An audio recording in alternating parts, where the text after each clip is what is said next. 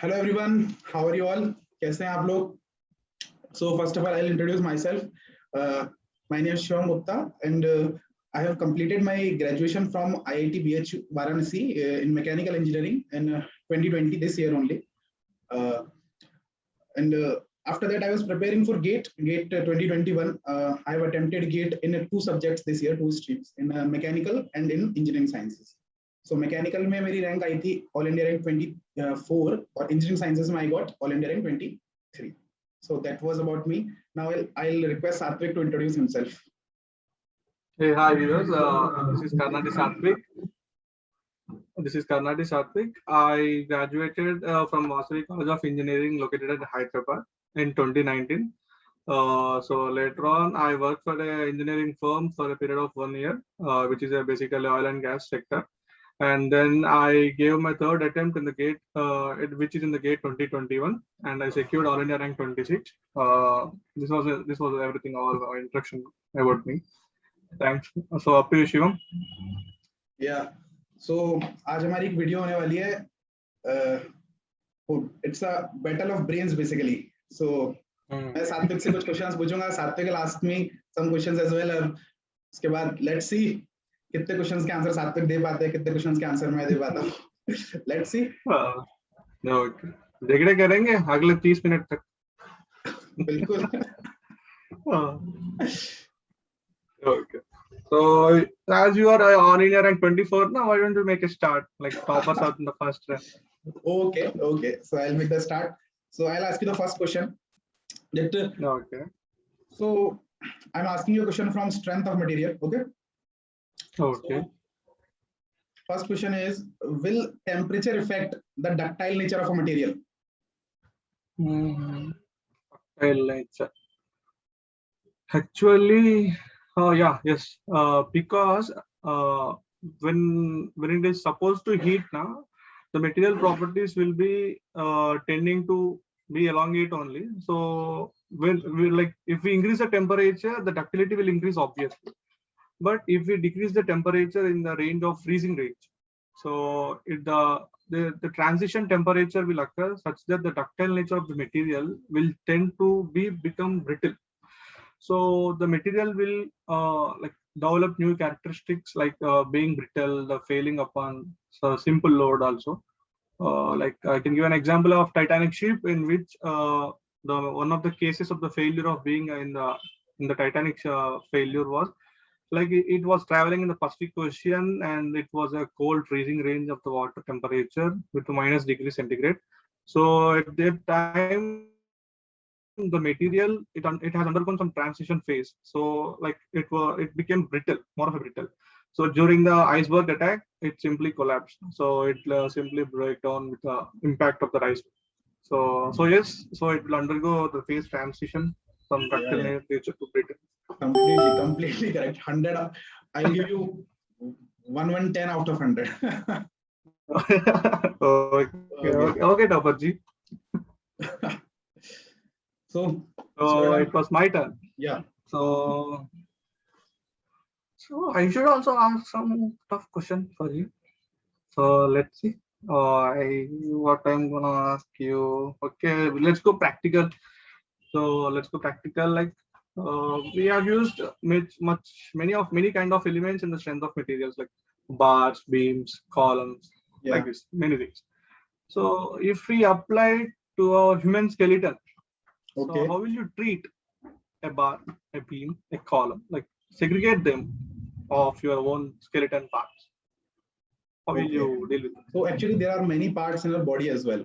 There are bones, there are spinal cords, there are muscles, there are many things. Okay. So if I talk about bone, then bone can be treated as bars. So basically, most of the elements of a body which are rigid can be presumed as bars. Okay. But if we talk about spinal cord, for example, spinal cord, it can have some kind of curviness in it. So it can be related to somewhat we can say column or beams. Okay, because column and beams, they have some kind of curvy nature in them. They can be हमको थोड़ा सा some kind of. Okay. Mostly लेकिन Okay. जितने भी elements है body के they are bars only. Both. Yeah. Good. Sure. Yeah. Correct. Correct. Okay. Okay. So I'll ask you next question that suppose there is a bar, okay, which is hinged to the wall. Okay. Now, if we apply any force to the bar, then tell me that which type of stresses will induce in the bar. Yeah, easy peasy one. Yeah. I like axial stresses simply. Did you give the Okay. answer? Yeah, axial stresses. Yeah, it was an easy one. Why don't you make it tougher, little bit tougher? Okay, you make it tough for me. Okay, I want to make it tough for you. Okay, then. Okay, let's continue this question to you also. Like this question to you also. Let's say, what if in your question you have hinged the bar to the wall. Okay. So if you have applied the load more, if you increase the load gradually, so at an instant where the pin in the hinge connection it fails. So at that particular instant, at that particular instant of failure, so what will be the force, or like what will be the stress in the body, in the bar element? Actually, if the hinge has been failed, then there must be no stress in the body, I guess, because hinge has been failed, so it should completely fall under gravity actually.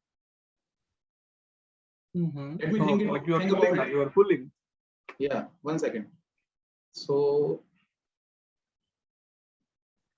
yeah, it will fall freely under gravity. There will not be any axial stress or any type of stress in the body if it has been failed. Okay, correct. Okay, fine. Yeah, correct. Yeah. Okay. Now, चलो strength of material चल रहा है, तो strength of material भी और questions आपसे पूछते हैं. Take an example that there are two beams. Okay, one is having small width and one is having larger width. Okay. Now tell me that when we apply force on both of these beams, okay, then do you think that variation of stress will change on these beams? Will it be different in both cases? And a follow-up question और इसी का कि can we apply Euler's buckling equation in larger width case? जो larger width वाला case था उसमें Euler buckling equation apply कर सकते हैं क्या हम? No, you mean to say column or the beam? Beams. You mean to say Euler's equation? Yeah. Okay. So one is of smaller width and another is of larger width. Larger width, yeah. Okay. So I think our basic assumption, like in the Euler's equation, while we deriving the bending stress equation, our basic assumption is the body will undergo the plane stress equation. It is undergoing the plane stress condition. Yeah. So when we are the main important condition that we should apply the plane stress condition is it should have a negligible thickness or smaller thickness compared to the length and height dimensions. Right. So that's the reason why we are able to observe the stress variation, the linear variation, which will be the same across the cross section. Like across the cross section, it will be the same linear variation along the width, along the height. So now we are saying we are increasing the width. So it means that it is no longer the scenario of plane stress condition. So which is having the comparable thickness to the other dimensions. So it will not be the same. So I think I have learned this thing. So till now we have seen the stress variation like the linear variation, tensile and compression, right. cross section. So now it tends to bend in this axis also. Like the curvature will be in this plane and in this plane. So two plane curvatures and the stress variation will be the whole cross section. It will be the linear in this direction and this direction also. Both directions, both axes. Okay. So what I'm concluding is it will not be the same. It will rule out the plane stress condition. So it will not be the same. So basically, you are definitely correct. But आप इतने depth में चले जाते हैं किसी question के वो question basically question नहीं रहता, that becomes a class in itself. चलिए, Okay. so it's your turn. Ask me the question. You ask me tough questions. I should also put some effort to ask you tough questions to you now. Let's see. Okay. I will go with nice question this time to you. So, आप Coca-Cola पीते हैं? What? Coca-Cola. Yeah. So have you seen? I have. Okay. Have you seen the tins, like Coca-Cola tins, aluminum tins, Yeah. cylinders? Yeah. Okay. So is the Coca-Cola in the cool drink, the beverage in the cylinder, is it pressurized or non-pressurized? Can you please repeat it? Like the cool drink, which is in the cylindrical tin, is it pressurized or non-pressurized? It's pressurized, definitely. Okay. So how will you design this whole cylindrical thing, this thin cylinder aluminum tin? So for designing this, we'll use longitudinal stresses and hoop stresses. That's how we'll find the maximum stresses, and we'll design the tin according to that. So you mean to say it like we can treat it as a pressure vessel? What? So you mean to say that if we can treat the following tin as a pressure vessel? Yeah, definitely we can treat it as a pressure vessel. Okay, so as it is pressurized, so I want to add up some question to this thing. So will the maximum shear stress will be the same at the inner layer of the vessel and the outer layer of the vessel? Okay. So basically longitudinal and hoop stresses are same. Okay. Yeah. Now I think we can neglect all the other forces. So yeah, these should be same. They should be the same. Yeah. Have you forgot the pressure? Forgot the pressure of this fluid, like cool drink in the tin? Because it is pressurized. Actually, I've neglected that because that is a very small pressure. Because compared to hoop stresses and the longitudinal stresses, that is relatively very less. Okay, no impact at all. No, there is impact. There is impact, definitely impact. Yeah, we can calculate. We can include that as well. So if we are including that, then definitely there will be difference in the stresses of inner layer and outer layer. Yeah. Okay. Cool. Correct, man. I'll give this point to you. Okay. Now it's your turn. Okay. So बहुत सारी strength of material हो गई है. उसके बाद लोग bore हो जाएंगे. So let's move on to the next subject. तो मैं आपसे पूछता हूँ industrial engineering. Okay. So in sequencing, okay. Sequencing में आपने industrial engineering. Yeah, industrial engineering. It's a boring subject, yeah, for many aspirants. Actually, it's not a boring subject, but you have to give some time in initial phase to understand this subject. Starting में आपने एक बार थोड़ा सा time invest कर लिया, then it becomes very easy and very scoring subject actually. 4 to 5 marks का gate में question पूछे जाते हैं इंडस्ट्रियल इंजीनियरिंग से और बहुत इजी क्वेश्चंस होते हैं बेसिकली. अगर आप एक बार पढ़ लिया ना, एक बार आपने क्वेश्चन की प्रैक्टिस अच्छे से कर लिया है, तो this is the subject where you need minimum revision and maximum output. Okay. For me, it was a difficult and boring subject. Like I used to sleep at whenever I used to read this thing, revise, I used to quickly fall asleep. Oh, so such a boring subject. Maybe I need to take some coaching from you. Really. So I'll ask you a question. From sequencing, if you have read it, if you have studied it, so there are multiple methods in which we arrange multiple jobs on a machine. Okay, so one method is shortest processing method. Okay, and other method is early due date method, EDD, SPT and EDD. Basically, we have seen these two methods. So tell me that when we are going to use which method?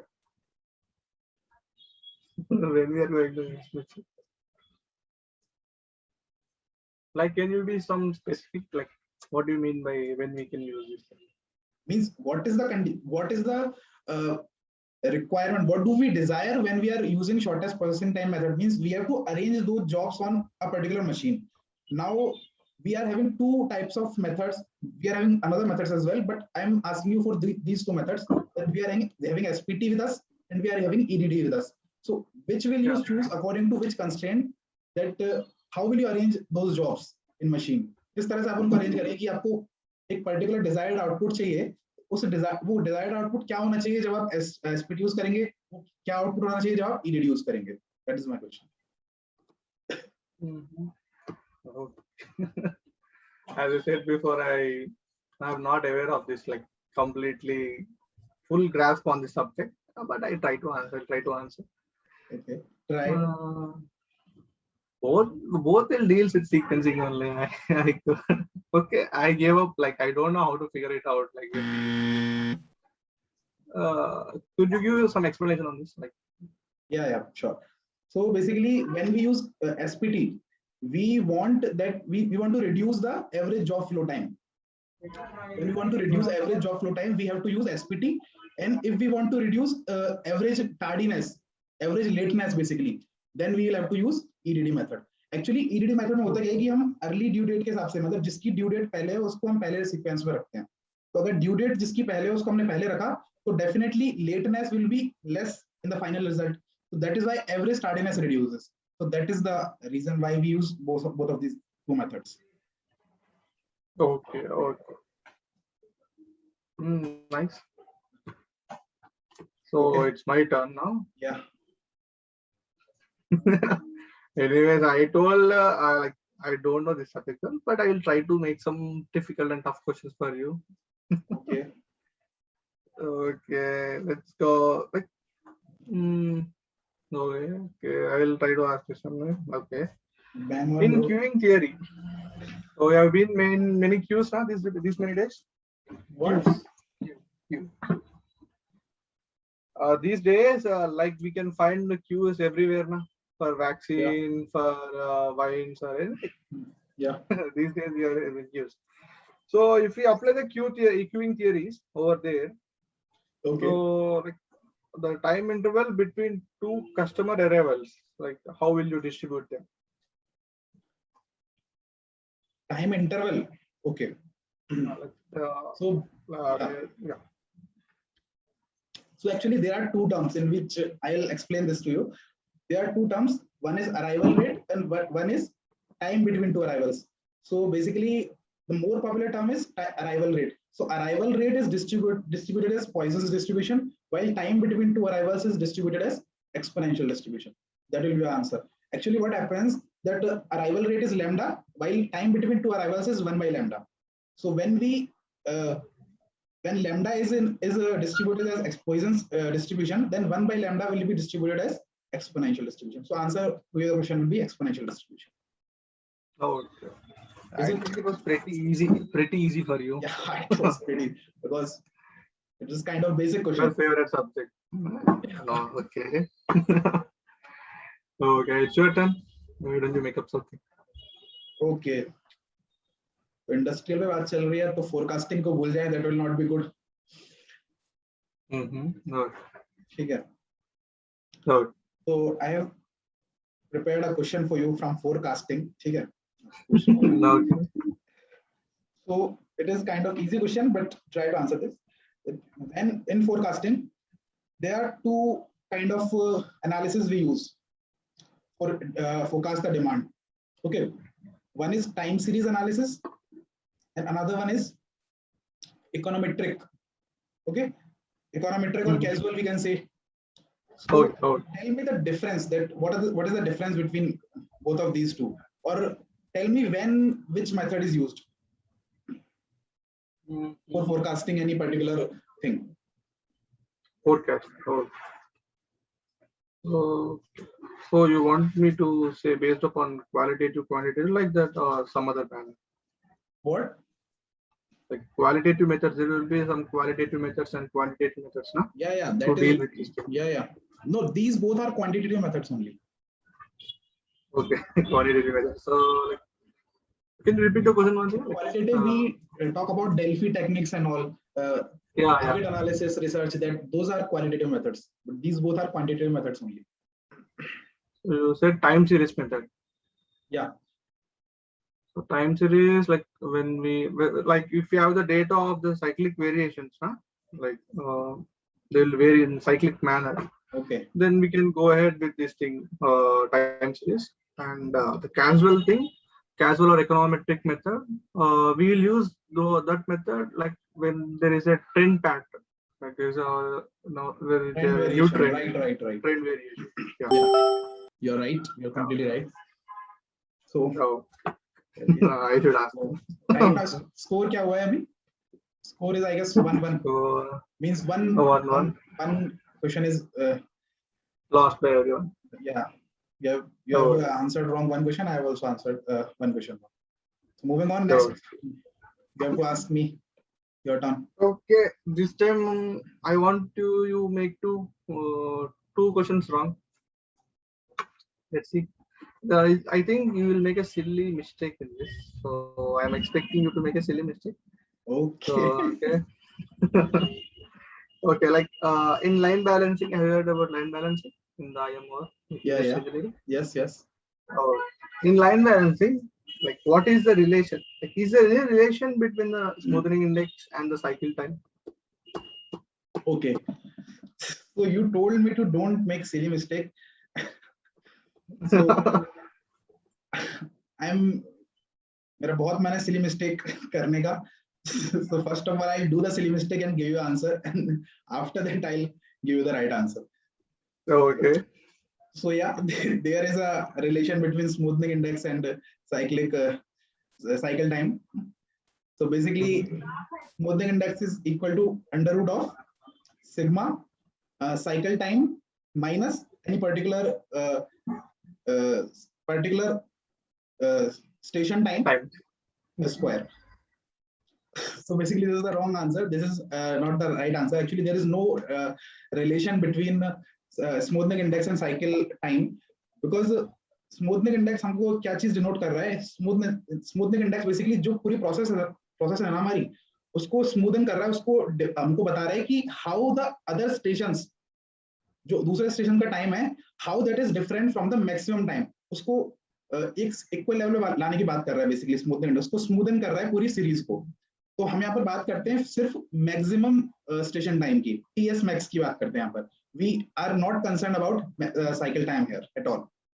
So basically, there is a difference between cycle time and smoothing index. Okay. हमारा aspirants को तुम बहुत confuse कर दिया है, giving two answers for the same question. Because aspirants जो है वो गलती करेंगे, मैंने उनको गलती भी बताई और जो है right answer ही बता दिया. Okay, cool, nice. Okay, good question. Correct answer. Yeah. So it's your turn. So it's my turn. Okay. Let me check.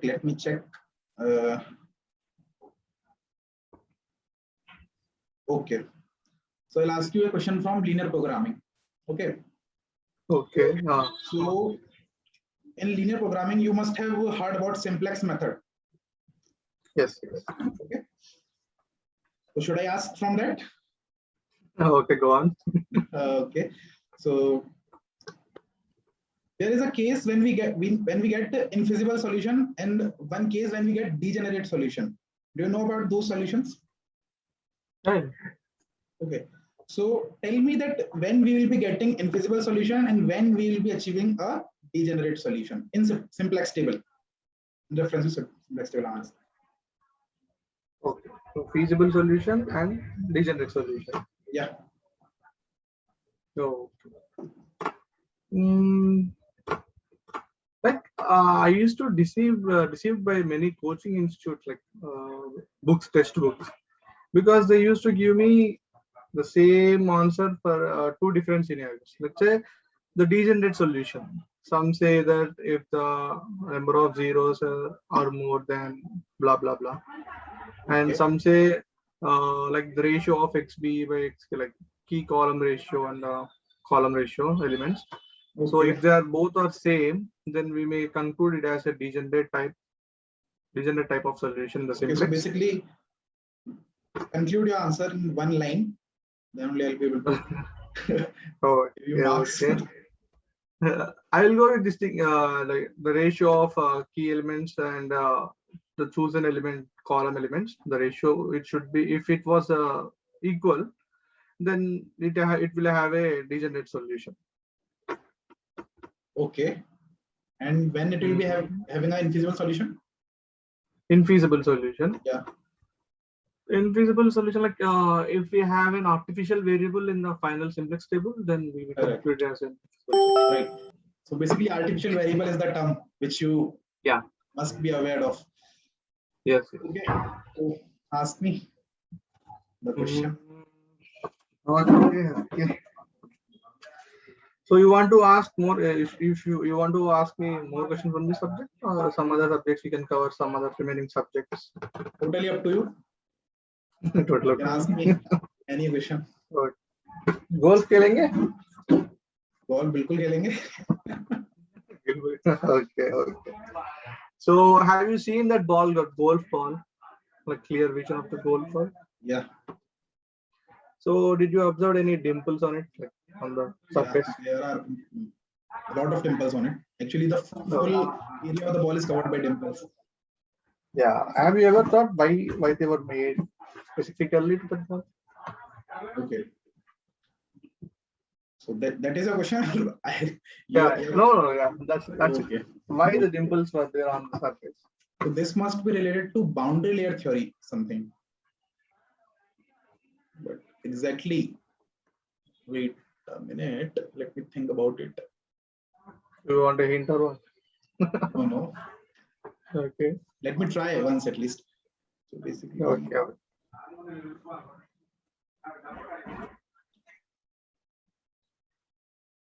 Boundary layer. तो एक्चुअली जब क्या होगा कि डिंपल्स आपके फॉर्म्ड हैं, सो आपकी बाउंड्री लेयर की लेंथ जो है बेसिकली इंक्रीज हो गई है. Okay, so boundary layer is gonna travel more. Okay. So if boundary layer is traveling more, then it will create more pressure variation and more lift will be created to the ball, I guess. Because after all, if we are designing a golf ball, then we want to create more and more lift in it. Okay. So that must be the reason that boundary layer, if we are creating dimples on it, then boundary layer will travel more, and due to that more travel, it is getting more pressure variation, and because of that more pressure variation, it is getting more amount of lift. So that is helping the ball in lifting and traveling more distance, increasing its range basically. Yeah. So specifically being the turbulence, it is basically creating the turbulence, and which indirectly creates the ball to travel more distance to avoid the pressure gradient. Okay. So to be specifically, so your answer is also correct, but I'm adding some points to it. Yeah. Okay. Cool. Nice. Okay, so I'll ask you a question. If you have asked me from boundary layer, I'll ask you something from convection. Is it fine? Okay. So tell me that the natural convection hota hai, natural convection, you must have heard about characteristic length. Yeah. Okay. So tell me that will the characteristic length of the wall will depend on the inclination angle of the wall? Yeah. Like I've gone through this concept once, because basically the natural convection is formed due to, like, let's say, buoyancy. The buoyancy force is a driving force, which has also the gravitation force, density into gravitation. The gravity is also playing a crucial role in lifting the buoyancy. So when we incline the wall, like from the vertical scenario to some inclination angle. So if our, let's assume our wall is like this. So our boundary layer forms due to the natural currents. So in this manner. So when it is when the air or some fluid which we are using in the natural convection purpose, so if it wants to travel from the cold temperature, like hot temperature, to the cold temperature, so it forms a boundary layer thickness and the boundary layer goes up. So we should need to resolve the gravity. Like the gravitation always will be the perpendicular or towards downward. So our wall is like this now. So we need to resolve the gravitational along the direction of the wall, such that it will be helpful in driving the buoyancy force. So yes, so yeah, the inclination will affect the characteristic length, which indirectly affects the heat transfer coefficient also. Yeah, it's completely correct. Get the full marks out for this question. Okay. Chaliye. So I need to ask now. So Yeah. okay. Some difficult question I need to ask you. Okay. Let's move on to other subject like theory of machines, like kinematics of machine mechanisms. Yeah. Are you okay with it? Yeah. Okay. Okay. We have many pairs, right? Cylindrical pair, prismatic pair, everything. Yes. So you have an idea, hoping. So have you heard about spherical pair? Yes. It's not in our syllabus, but yes, I have heard about it. Okay. So can we assume, can we treat it as a lower pair or higher pair? Okay. So you have asked me the contradictory question. Okay, yeah. Actually, the thing is that if there is a socket, if there is a spherical socket and there is a spherical ball which is fit in it, okay, which we have fit in it. So we can see that there can be a surface contact and point contact as well. It is totally depending on the radius of the socket. Yeah. So you can see that if the radius of socket is more and the ball is having less radius, then there will be a point contact. And if the radius of socket is less and equal to the radius of ball, okay, then there can be a surface contact. So it totally depends on the radiuses. So if there is a surface contact, then it will be a lower pair. And if there is a point contact, means the radius of the socket is higher than the radius of the ball, then it will be a higher pair. Yeah, cool. Okay. So it was kind of conceptual question, basically. Yeah, something interesting will be like it will be based on the geometrical constraints also. Yeah. So we should be aware of. Yeah. So next question is that tell me about Nusselt number. Means tell me the thing that can the value of Nusselt number be less than 1? Nusselt number की value 1 से कम हो सकती है या नहीं हो सकती है? Okay, understood. Clarity. It should be always greater than 1 only because Nusselt number means let's say conductive resistance to the convective resistance. It's a ratio of conductive resistance of the fluid offered by the fluid and the convective resistance offered by the fluid itself. Oh. So the main purpose of the fluid in the convection is to take away the heat.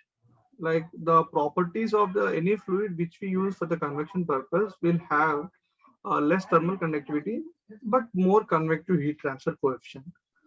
So any kind of fluid that which serves the sole purpose of heat transfer through convection, it will have more heat transfer coefficient and less thermal conductivity. So that's a reason when we have the ratio like HL by K, the H value is greater and the K value is less. So both tend to give upon the Nusselt number should be greater than 1 or it should be a larger value. Okay. That's why Nusselt number should always be greater than 1 but not less than 1. Okay. So and moreover we can correlate like this. We can treat it as a convection heat transfer ratio to the conductive heat transfer ratio. So the fluid which we are using for the convection, it will transfer the heat through the convection more than the conduction. So like this also we can conclude that HL by K Nusselt number is always greater than 1. Because basically Nusselt number is convective heat transfer upon conductive heat transfer. So convective heat transfer should be more than conductive heat transfer. Then because if we talk about fluids, then they are having more tendency towards convection heat transfer rather than conductive heat transfer. So yeah, you are bang on, correct. Ask the next question. Okay, I need to ask So, okay, some question like in your engineering, have you dealt with Navier-Stokes equation? Yeah, Navier-Stokes equation, definitely. Everyone who Okay. have studied fluid in his life must have heard about Navier-Stokes equation. Okay, many aspirants used to like they used to confine with the Euler's equation only. They used to forget the name. Yeah, What yeah. do you mean by Navier-Stokes equation? They're in Basically, dilemma. Navier-Stokes equation is second law of Newton. It's a force balancing law.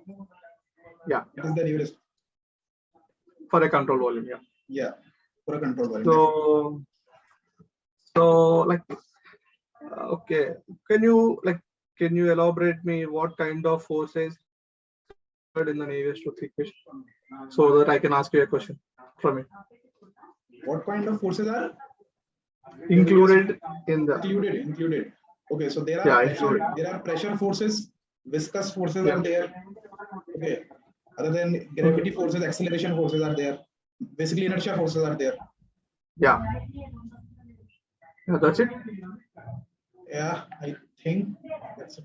Actually, surface tension is not included in the. Oh, That so I is don't. What is this, man? My what? question was supposed to be asked this question only. Like, what are the forces which we neglected in the Navier-Stokes equation? So I answered. Sorry for. Okay, Okay. okay, no worries. So till now, what's the score? It's 1-1, I guess. Yeah, yeah. 1-1. Yes. So means one questions you have answered wrongly, and I have answered wrongly also. Okay. I made you to make a silly mistake, but you have made a good attempt. Okay. So I'll ask you a question from heat transfer only. Okay. So you must have heard about lumped analysis. Is it so? It's very easy concept. So I'll ask you a tricky question from this. That tell me, when you are seeing a temperature gradient in the body, okay, if there is a body, suppose it is a slab, in a slab or a sphere, in the body itself you are seeing a temperature variation. So can you apply lumped analysis in that case? Oh, okay. So there was a temperature variation in the body itself. No.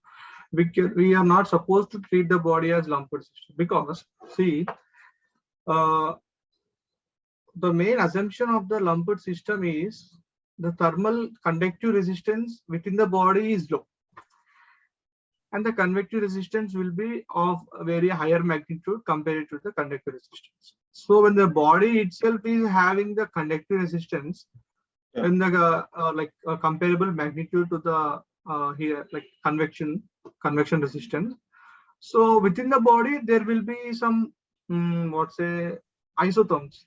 We can say the isotherms like temperature variations.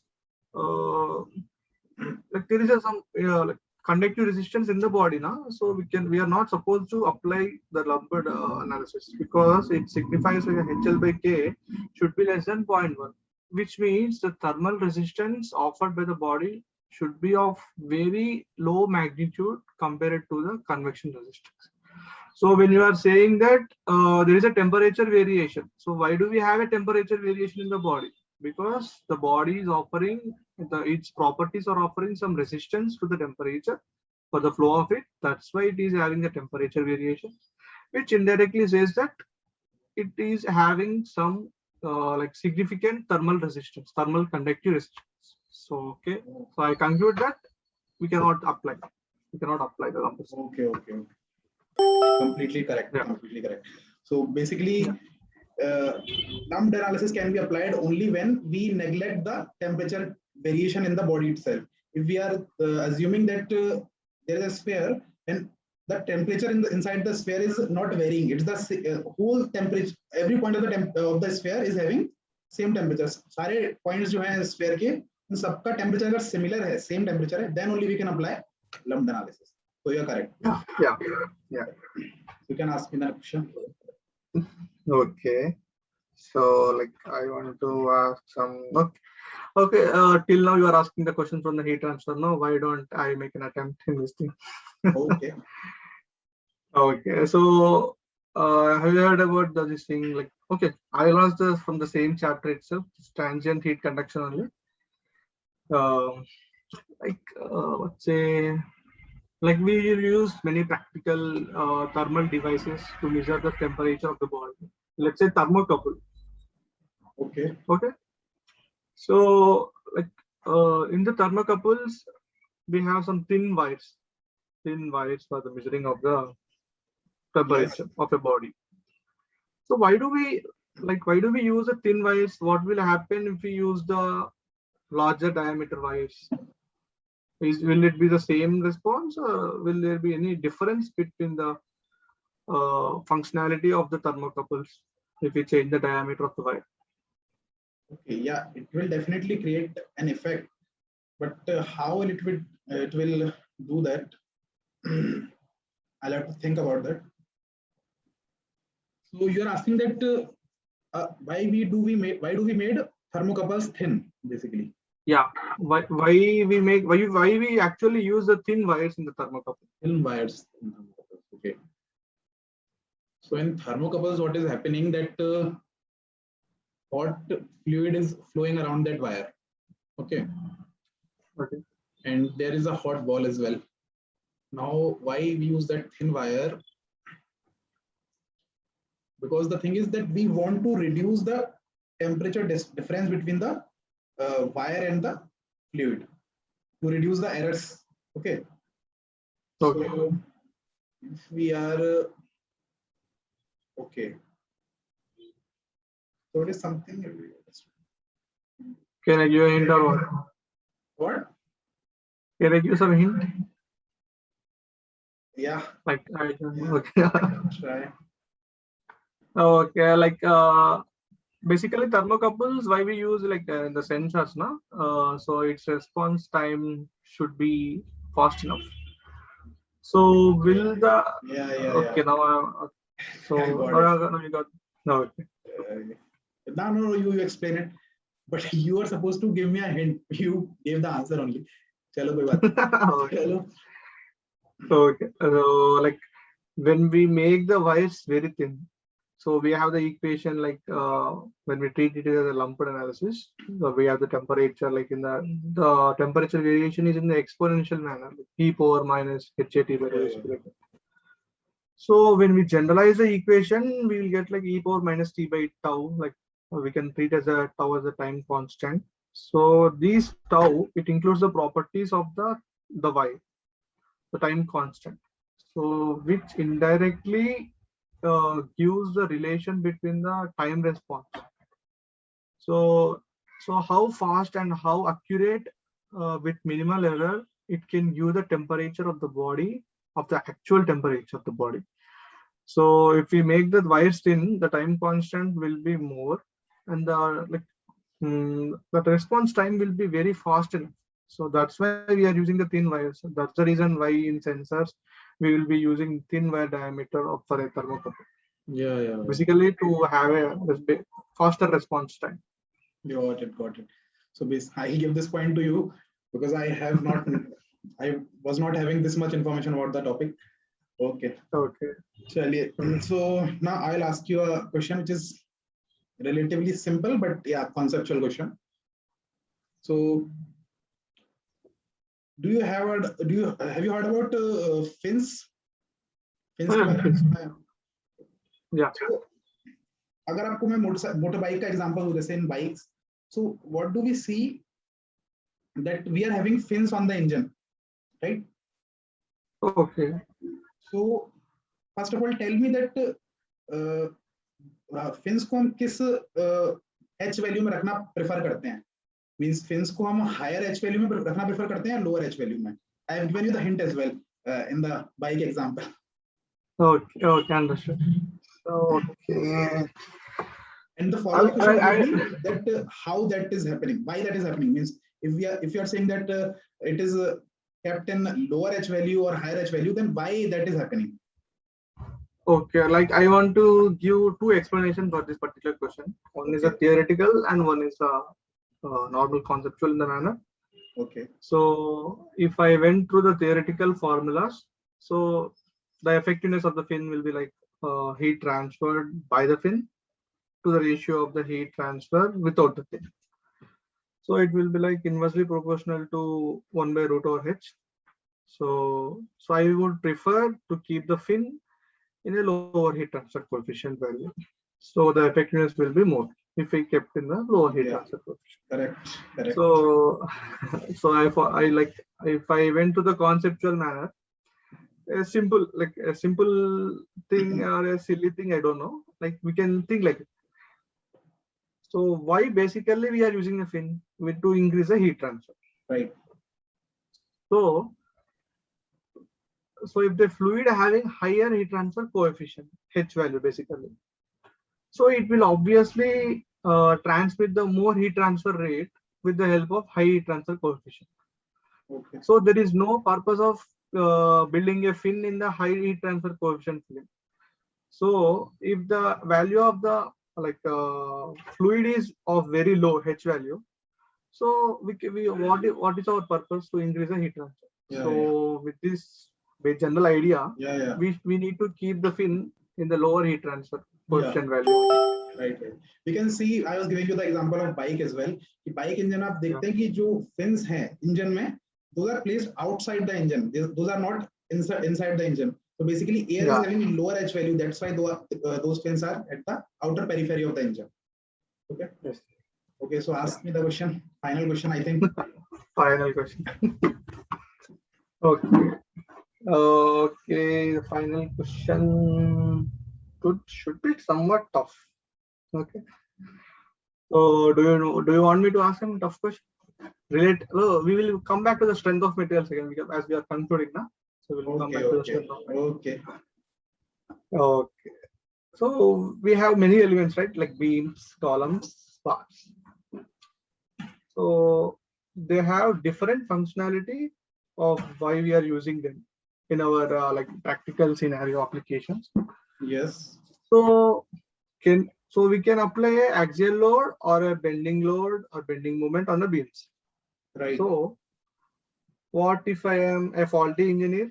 So which I don't have any knowledge about these bars and beams. I took a random bar and I want to keep it in the place of a beam, which should serve the sole purpose of a beam. So basically I'm replacing the bar with the beam. You're replacing a bar with a beam. Okay. Yeah. So when I apply the bending moment and the load. Instead of bar, you are using beam, or instead of beam, you are using a bar? Instead of beam, I am using the bar.